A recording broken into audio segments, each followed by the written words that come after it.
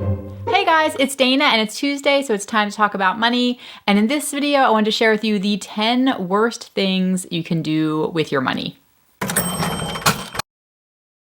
All right, so the new year is coming. You might be thinking back on the past year, maybe some of the mistakes you've made with money, or looking forward, you're thinking about goals, resolutions, things you want to do different, or maybe some things you just want to make sure you really don't do with your money because they're not so smart. So let's get right into the list. So top of the list is to blow all your money, a big windfall, right? So you come into an inheritance or you win the lottery, cha-ching, and it's so exciting. You have a big windfall of some sort and you just spend it all immediately, super fast. And that is one of the worst mistakes that you can do with money because a lot of times your emotions are high. If you have some kind of inheritance coming, either you're grieving still or maybe it's unexpected and so you're surprised, but you have a lot of emotions going on and it's really not a good time to make big decisions with money. So it's best to have some patience and just be really slow about it. Sit on the money for a while, whether it's lottery winnings or what have you, however you got this big chunk of change that you weren't expecting, it's best to sit on it and wait, not to go out and spend it all at once, because you want to really think clearly about what you're doing with that money and is that really what you want to be doing? Because if you spend it immediately, you might turn around and regret the decisions that you made or regret buying that brand new fancy car that's going down in value. Maybe that's not what you wanted to spend your grandparents' money on, the money that they worked so hard to leave you, right? So you want to take your time with it. Don't spend it right away. Next is to cash out your 401k or take a loan against it. You do not want to sort of unplug really good investments. So if you take a loan on your 401k, then you might be saying, well, I'm just going to pay back myself. So it's fine. I'm just going to pay back myself.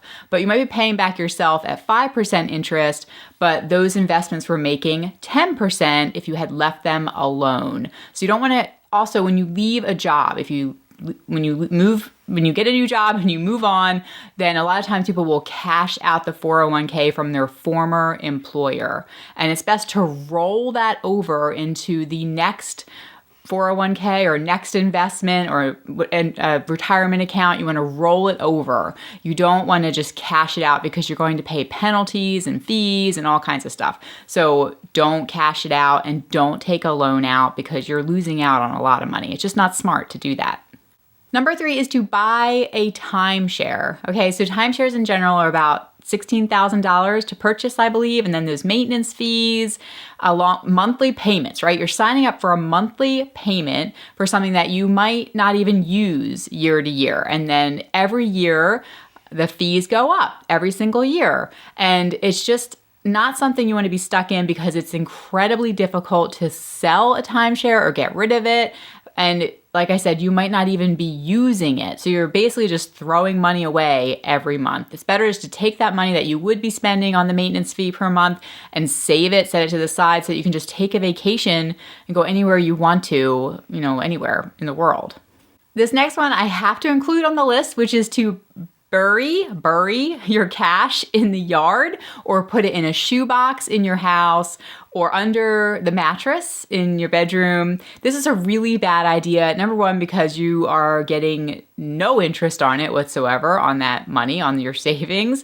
And if you have a fire in the house, theft, somebody could steal it, you're going to lose all that cash. If it's in the yard, then obviously you could forget where you put it in the yard, or if you end up no longer with us on this earth, your children or who you're leaving behind, there's no way they're going to be able to find that wherever you had buried it. So it's a really bad idea to do that.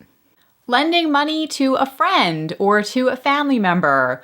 No. You do not want to lend money to family and friends. It will change your relationship with them. It'll make things really awkward, uncomfortable, even if you think it's not going to. it will. Something is going to inevitably go wrong, and it's just not a good idea to lend money to family and friends. If you want to give them the money, then just gift it to them. That's so much better. If they're in a bad place or asking you for money and you have the means to do so and it's in your heart to help them, then just gift them the money. Do not lend it to them because it's going to drastically change your relationship.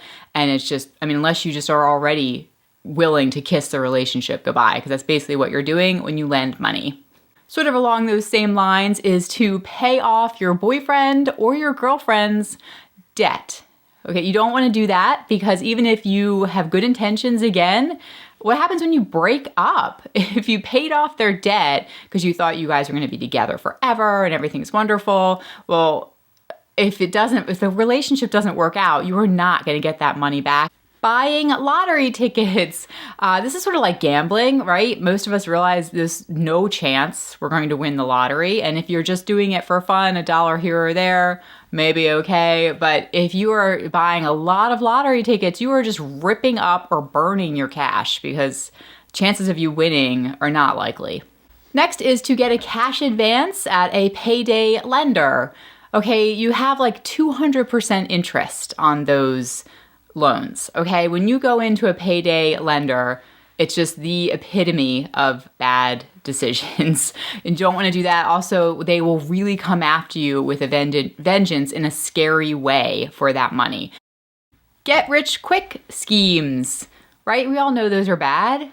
Right? Really? Like investing in Bitcoin or things that have not been tested out. There's no long-term track record. You can't look back and say, this has a history of being successful. Anything that sounds too good to be true usually is and probably is not a good idea to invest in. I don't like risky things. I don't like risk at all. I really don't like risk. And I don't think it's a great idea to do that because you are risking your money. You could lose it all. And I don't think that's really a smart move. Last on my list is what I think is the worst of the worst, which is taking out a student loan, which unfortunately is something many of us have done, including myself and my husband. We were encouraged to do so. That's just what everybody does. Take out a school loan to go to college. It's not a big deal, but it's really not smart because most students are graduating from college with at least $35,000 in school loans, and that needs to be paid back. It's not bankruptable. They're federally insured loans, meaning that even if you file bankruptcy, you still owe that money. It's not going to go away in a bankruptcy. So the only way to get rid of it is if you die, right? So that's not a good deal. And a lot of these kids, including kids, I myself started out my life that way after college, trying to pay back huge school loans, not making a ton of money. And it's really a scary situation to be in and not a good place to start your life. So I think that is the biggest mistake that many of us do make, is taking out a student loan to go to school. All right? Okay, so what are some mistakes that you guys think that people make with money that I did not mention? Leave it down below in the comments. I would love to hear from you. If it's your first time here, be sure to subscribe. I'm here every single Tuesday talking all about money. And I live in the Philadelphia area with my husband and our 4 kids. And I do these videos to hopefully help encourage you guys to live debt-free, be smart with your money, build wealth, so that you have choices in life. That's what it's all about. And it also helps to encourage us to stay on that same path. Okay? All right, I'll talk to you guys next week. Bye.